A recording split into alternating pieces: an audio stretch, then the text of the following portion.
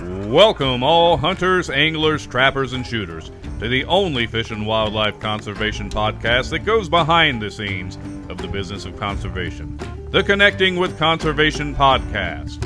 Our podcast is hosted by John Gassett from the Wildlife Management Institute and Jim Cucaruto of the Outdoor Stewards of Conservation Foundation. John and Jim will talk with experts from all sectors of the conservation arena about their passion for conserving the great outdoors. So please welcome our hosts of the Connecting with Conservation podcast, John and Jim. Hello again, and welcome to another episode of Connecting with Conservation, the only podcast that goes behind the scenes to look at the business of how conservation is done in our country. I'm John Gassett with the Wildlife Management Institute, and I'm your co-host for Connect with Conservation. Here with my fellow co-hosts this chilly morning, Jim Cucaruto from Outdoor Stewards. Jim, how are you doing today? A little bit of a chill in the air. It's good. It's sweater time. I got my, primary funders of conservation sweater on. So yeah, good softball lead right there. But yeah, it's a great time of year to be outside, and there's not too many better states to be outside in than where our guest is from right now. A lot of great activities that we can do there. So let's welcome our guest, Paul Johansson, who's running things at the West Virginia Department of Natural Resources, and he's also the current president of the Association of Fish and Wildlife Agencies. So welcome, Paul. Why don't you tell us a little bit about growing up and what you like to do, and then get into what we're doing today. Well, thank you, Jim, and thank you for that great introduction. Hunting and fishing and just getting outdoors has always been a very important part of my life. I actually grew up in New England, but I have spent 40 plus years here in West Virginia working for the West Virginia Division of Natural Resources, and it has just been a tremendous positive experience for me. I can tell you that over those 40 plus years, I get up every morning and I absolutely can't wait to go to work, and I feel extremely fortunate in that regard. The work that we do here in West Virginia is really important for the citizens that we serve. Hunting and fishing and other types of wildlife recreation they're kind of in the blood of folks here. It's a strong tradition here in the Central Appalachians, particularly here in West Virginia.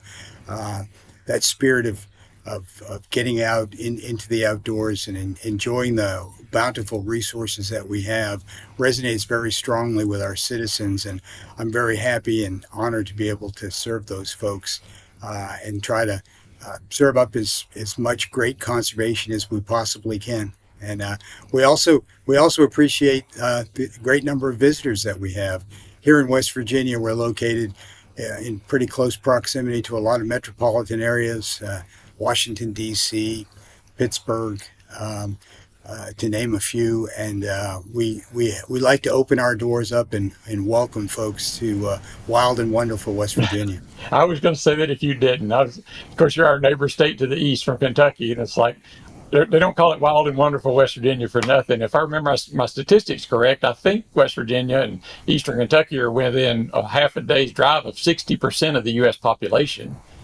So you're a very rural state with lots of stuff to do and lots of people nearby that want to come do it. Yeah, one of the things that's nice about both Kentucky and West Virginia is we are in close proximity to some major metropolitan areas, but we've got plenty of space for folks to roam around in when they get here. West Virginia is blessed with over 1 million acres of national forest over in our eastern mountains. We have over 500,000 acres of wildlife management areas and state forests that are publicly accessible and open to folks to come, whether they're interested in hunting or angling or bird watching or just getting out and taking a hike. This is a really great place to get outdoors and see nature, and we're really proud to showcase what we have. Yeah, we talk a lot about all different things about conservation on Connecting with Conservation podcast, and we typically focus on hats, hunters, anglers, trappers, and shooters. But you kind of brought up a good point. Visitors and people that hike, people that just go out for a walk, people that take photography, you guys do a lot for them, even though they're not really a main funding source for conservation, in America or West Virginia, but they benefit from all the things that hunters, anglers, trappers, shooters, and the outdoor industry funds primarily. So, talk a little bit about, I guess, the the balance between your paying customers and maybe you're not so much paying customers. Well, yeah, that's a great question, Jim. And the traditional funding source that we use here in West Virginia, and really across much of the country, is driven by those hunters and anglers that and trappers that purchase their annual licenses or their lifetime licenses to pursue their given desire to get outdoors, whether it's hunting, fishing, trapping, and we can talk a little bit more about that funding model. But the, that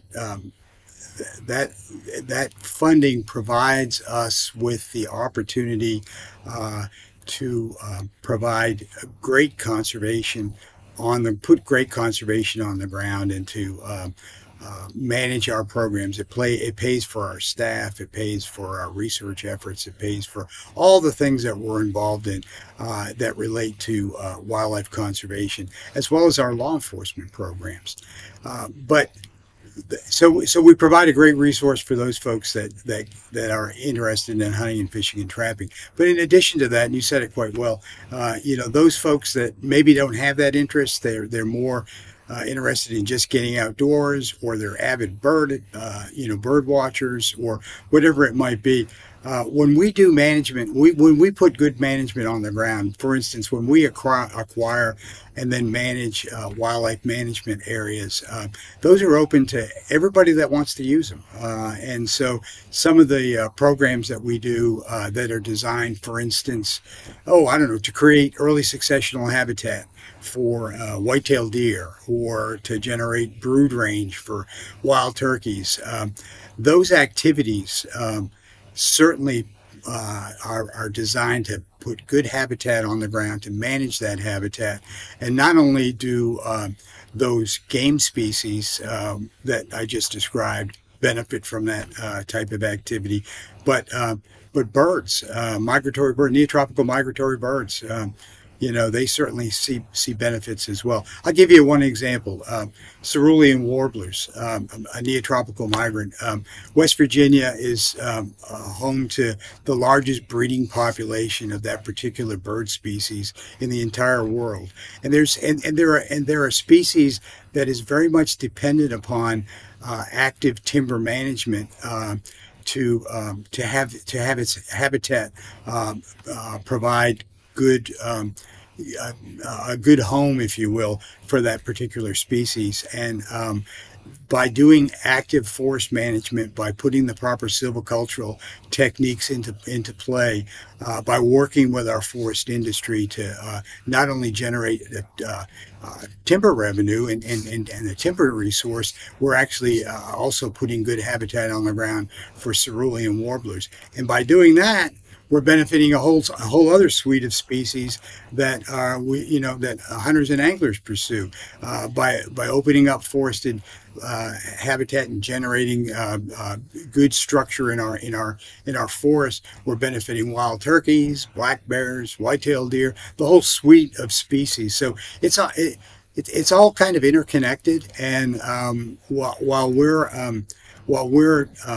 our funding is focused primarily and driven by hunters and anglers and trappers, there's a whole suite of species, as well as we call them wildlife associated recreationalists, that maybe aren't consuming that resource in terms of hunting or fishing, but they're out there observing it.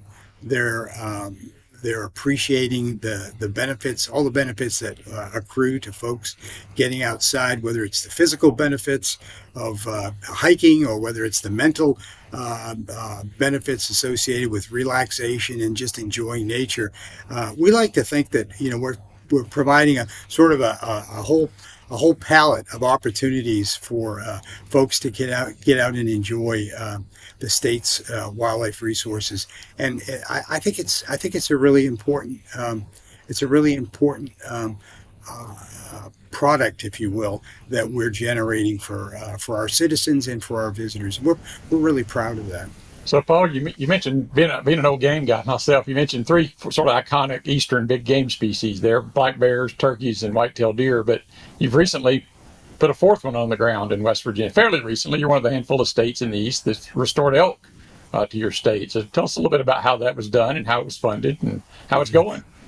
Well, thanks for that opening there, John. We sort of followed some of the successes that your former state agency, Kentucky, provided for us. They sort of laid the groundwork in terms of how an agency might consider putting in place a restoration program for elk. And elk is certainly an iconic species. They're a species that were once native throughout much of the eastern part of the United States, including central Appalachia here in West Virginia. Back in, it's probably been 10, 12 years now, we put in place an elk restoration effort. We were actually provided incentive and guidance from our state legislature. They actually passed a bill that basically encouraged us to establish an elk restoration area. They weren't directing us as to how to do it, but they were just encouraging us, and we had already put in play some strategies to begin the process of restoring elk. So we did a fairly detailed feasibility study, identified suitable locations that would support elk, and we narrowed it down to the southern West Virginia, which we call our southern coalfields. We were trying to eliminate any potential long-term negative impacts of elk, for instance, to agriculture. So we looked at southern West Virginia. We looked at those coal fields where there's a lot of altered habitat that's either been restored from mining or that's actually being actively mined. We took a two-pronged approach. We spent a great deal of time looking at where we could acquire property. We were particularly interested in, if we were going to restore and put elk on the ground, if we were going to actually put hooves on the ground, we wanted to make sure that long term we had a place for our citizens to enjoy that resource where they could get on public land and be able to at some future point be able to hunt that the elk, but also just to come out and observe and listen and see elk. And it's been a very successful program for us. We've used a couple of sources of elk for our restoration effort. Kentucky very graciously at the Land Between the Lakes facility that's operated by the Forest Service provided us with the initial core group of elk that we transported back to West Virginia. We also worked with our colleagues in Arizona, the Arizona Game and Fish Department.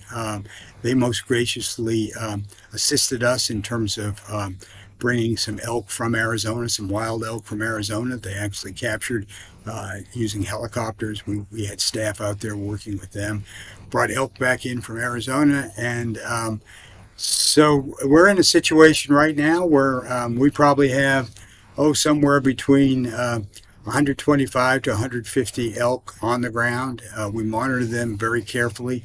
We've got radio collars on just about all of our animals, and the production seems to be good. We're dealing with a few issues.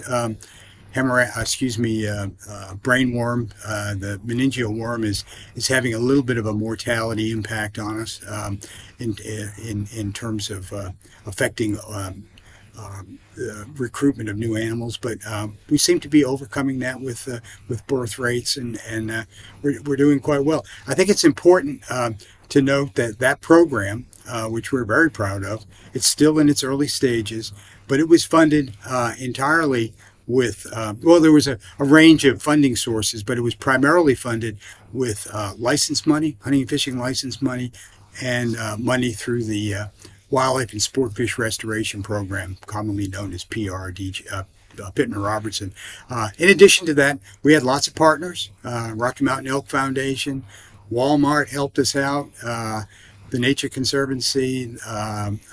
There were just a number of different foundations, and we were able to cob all that together. We were able to stick to our plan, and so far it appears as if we're well on our way to having a very healthy and expanding elk population that somewhere at some point down the road, probably 10 years or more, in the future, we're hoping to have a limited elk season again, probably following some of the guidelines that we've learned from our neighboring states like Kentucky and Virginia, where we'll have a limited permit system and get folks out there and be able to actually hunt that resource. So, worked out well for us. It's a really good example of, I think, the funding model that state fish and wildlife agencies have so successfully used over the years, cobbing together various sources of funding, but primarily driven by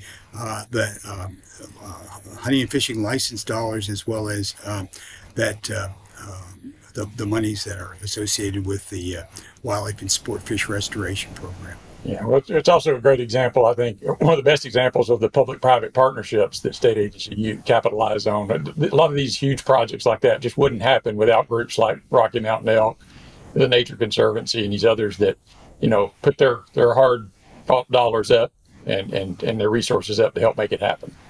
Well, you're exactly right, John, and it's not just about the dollars, although that's extremely important.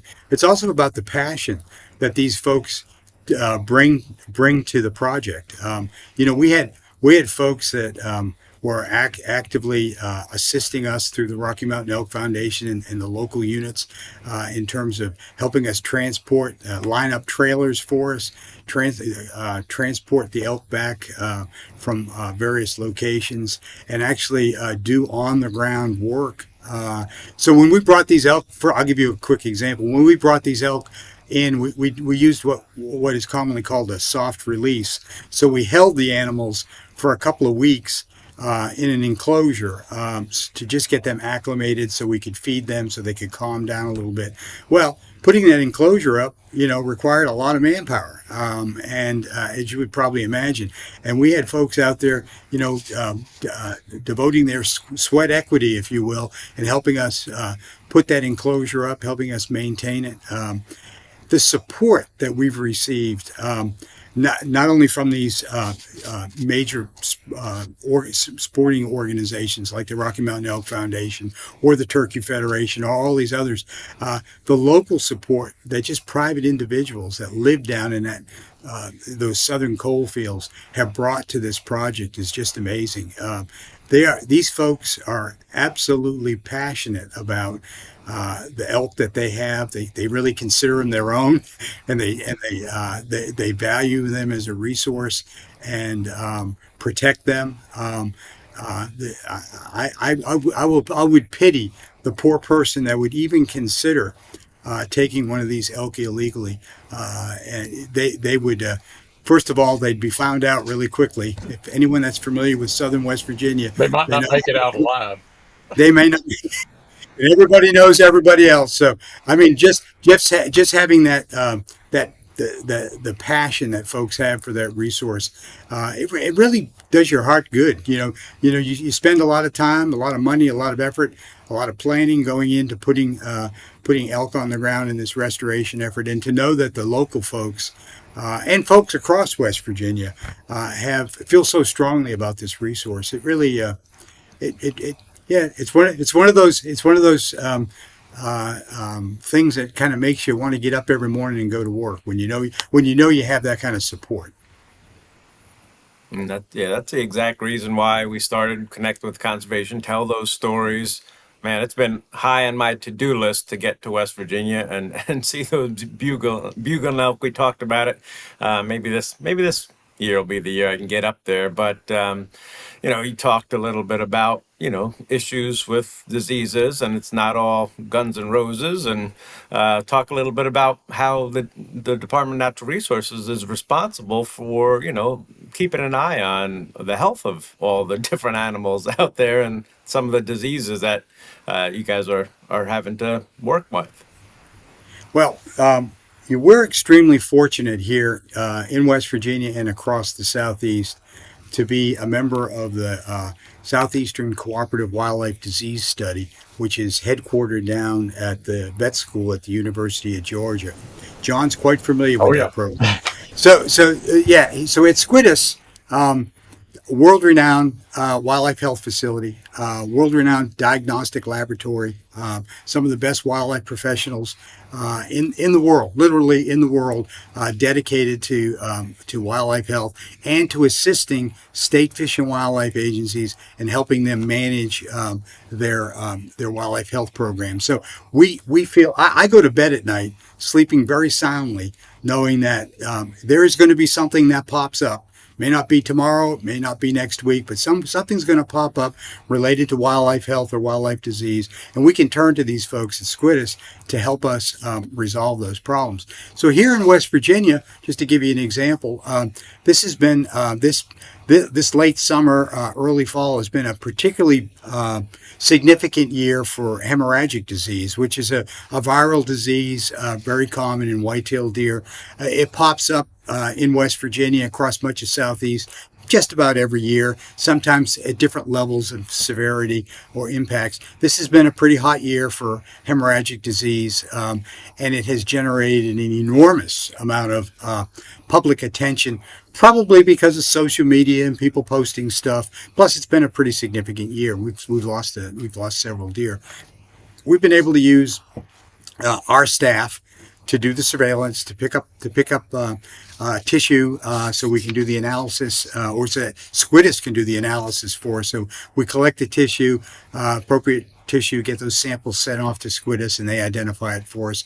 And it's been able to allow us to track that disease across the landscape here in West Virginia. The good thing about this time of year, and I love the fall, one of the best things I like about the fall is the cool weather. And hemorrhagic disease is spread by a biting midge, and that midge basically either dies off or their activities are severely limited once that cool weather rolls in. So I always, when we have a bad year like this for hemorrhagic disease, I'm always thankful for that first frost that comes in and knocks those midges back. So anyway, I just use that as an example.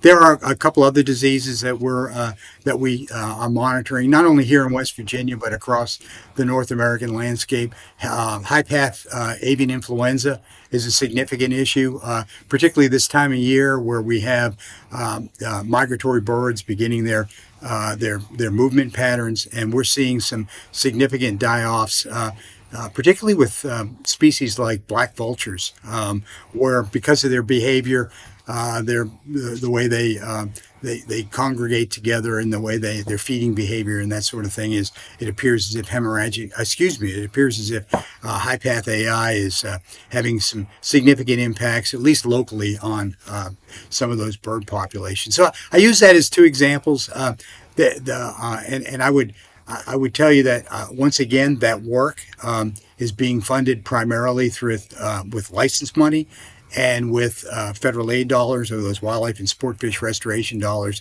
that we receive based on the federal excise tax associated with firearms and ammunition, and that gets allocated back to the states. So that funding model allows us to tackle these issues and to do them in an effective way, because it gives us the resources, the financial resources, and the capacity to address those issues. So, Paul, we talked last couple of questions talked about the importance of partnerships. Whether it's the Elk Foundation on elk restoration, or it's Squidus doing disease work, but of course, sort of the granddaddy of partnerships is the Association of Fish and Wildlife Agencies, which is the the trade association for all 50 state fish and wildlife agencies, and you were recently elected president of that association. So tell us a little bit about what AFWA does. Well, first of all, thank you for making that note, and I will tell you that I am both humbled and extraordinarily proud to be able to serve as president for the next 12 months. AFWA, or the Association of Fish and Wildlife Agencies, is the primary body, if you will, that represents state fish and wildlife agencies, provincial agencies, and addresses the needs, particularly here in the U.S., the needs as it relates to policy issues, tracking federal legislation that may have impacts to wildlife conservation, either in Congress or through the various administrative units in Washington, administered through Washington D.C. Some of the big agencies like U.S. Fish and Wildlife Service, Bureau of Land Management, U.S. Forest Service. AFWA allows for great and very effective collaboration among the state fish and wildlife agencies that really have primary responsibility for managing the nation's wildlife resources with those federal partners or with those federal agencies, so we can act appropriately, work together to make appropriate management decisions, whether it's related to providing outdoor recreation opportunities, enhanced outdoor recreation opportunities, or to address management issues affecting everything from endangered species to species that are hunted and fished across the landscape. It's that central entity that allows for enhanced collaboration, monitoring what's going on in Washington, D.C., and trying to provide sound and effective guidance and recommendations when we're asked. For instance, it's not uncommon for someone, a Senate staffer, to reach out to us and say, "Hey, what do you think about this draft bill that we're about to land? Do you have any comments?" And having the ability to have those relationships and be able to pick the phone up and have very frank and open conversations to help build appropriate language for legislation that's being introduced is completely invaluable. I mean, it's just it allows us to get good legislation introduced and make it through the complicated process that we all know things can get complicated in Washington, D.C., and having the ability to have those connections and have those conversations is incredibly important. So AFWA does serve that purpose, I think, very, very well, and helps to coordinate that impact across the various states and across the various regions in the country. Well, man. I do want to say, yeah, thanks for bringing that up, AFWA overriding, and there's hundreds of thousands at least of dedicated state wildlife agency, federal wildlife agency staff that manage thousands of species over millions of acres. It is complex, so heartfelt thank you as an outdoorsman for what you do, Paul, and what all the state DNR folks are doing out there to manage species. You said, you manage for deer, but that's good for birds, bees, butterflies, and pollinators and stuff like that. We could talk all day about this. We didn't get into target shooting, but I do want to hear a fish story. I mean, West Virginia's got those cold water streams and those mountain lakes. Tell us a little bit about fishing in West Virginia. Well, for a state that's housed entirely within the Appalachian regions, we're really proud of that. We do have some of the best native brook trout fishing, certainly within the mid-Appalachians. And we're really proud of that resource. We're really dedicated to managing that appropriately.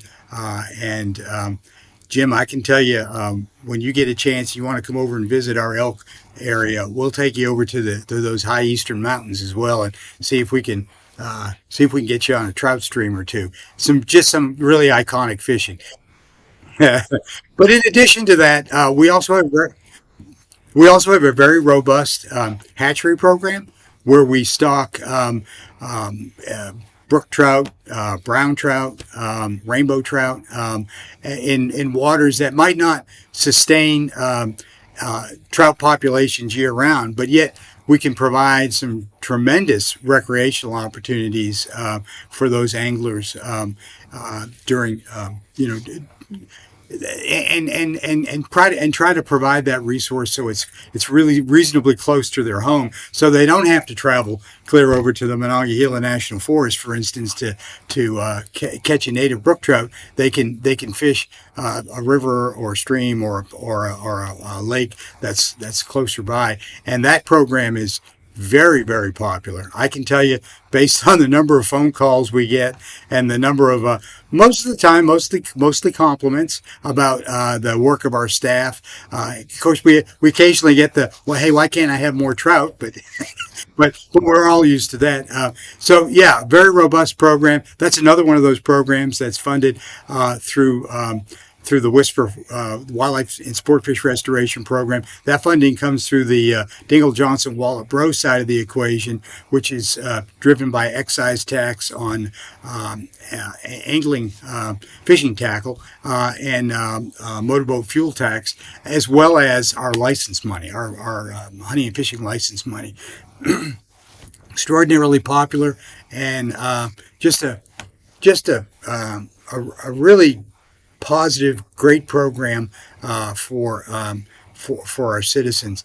And I will tell you that that trout program is extremely popular in terms of our youth as well. And we haven't really talked too much about the whole part of recruiting new anglers, but the trout program provides us with a really good opportunity to do that as well, and we try to take advantage of that. The future of wildlife management and conservation is our youth, and we want to make sure that we're fulfilling the needs and the desires of getting youth out there in the field, whether it's catching a bluegill or attempting to kill a squirrel or hunt a squirrel or a deer. Getting those youth out there is really important, and that's a key part of what we're trying to do here in West Virginia. There's a common term called recruitment, retention, and reactivation, R3. So we have that. We've tried to embrace that program throughout sort of an all hands on deck approach. So all of our staff, whether you're a secretary sitting in an office or you're a field biologist, we try to encourage and direct folks to engage in those efforts that are targeted towards, again, recruiting new folks into the field, retaining the ones that we have, and then reactivating ones that may have hunted or fished in the past, but maybe we can bring them back into the fold. So that's a big part of what we do here in West Virginia. Yeah, and that's another level of what you do. You don't only manage wildlife populations, but now you're responsible for managing human hunter populations, angler populations, target shooters, trapping. So, again, thank you for all that you're doing. You got millions of visitors coming to view those elk, coming to enjoy the outdoors. Tell us where folks can go to get more information on how to come visit or how to get started, hunting and shooting in West Virginia. Well, we've got a great website, wvdnr.gov. You can go there and begin your search. But you feel free. Here in West Virginia, we like to talk, so feel free to call any of our district offices. We're happy to direct you in a certain direction. I know we haven't had a chance to talk very much about target shooting, but we have a very robust range program here in West Virginia, and we can certainly target those recreational shooters or hunters that are trying to sight in their deer rifle, for instance, to the right spot as well. So, yeah, we've got lots to offer. Come visit us. Give us a look on our website, but also don't be bashful about giving us a call. Well, we'll be happy to steer you in the right direction. Well, Paul, thanks for coming on today. I've always said I still say you're one of the classiest guys I know. Great director, lifelong career, and there's fewer and fewer directors now that came up through the agency that knows them from stem to stern. But you're one of those, and just an icon in the field. Thanks for being a great example of the $1 billion a year in sportsmen's licenses that are bought, how that money is used, plus the $1 billion a year in excise taxes on sporting equipment that the manufacturers pay. Folks, to our listeners, $2 billion a year just in those two things. If you like clean water, clean air, healthy environment, even if you never hunt or fish, show some appreciation to these folks that do those sorts of things, that contribute to conservation, and the agencies that help manage those resources. Go visit Wild Wonderful West Virginia or any other states where your state agencies are working hard for your natural resources. But hope you get out there and have a good time. If you like this video, give us a thumbs up, subscribe to it. That'll help us. That'll get you also a notice of when the next one's going to drop. And other than that, we'll see you in the woods or on the water. Thanks for listening. Thanks for listening to this episode of the Connecting with Conservation podcast. Please do us a favor and tell your buddies, friends, family, and others about what you've learned here today. If you like what you heard, come on back anytime and listen to another episode of the Connecting with Conservation podcast.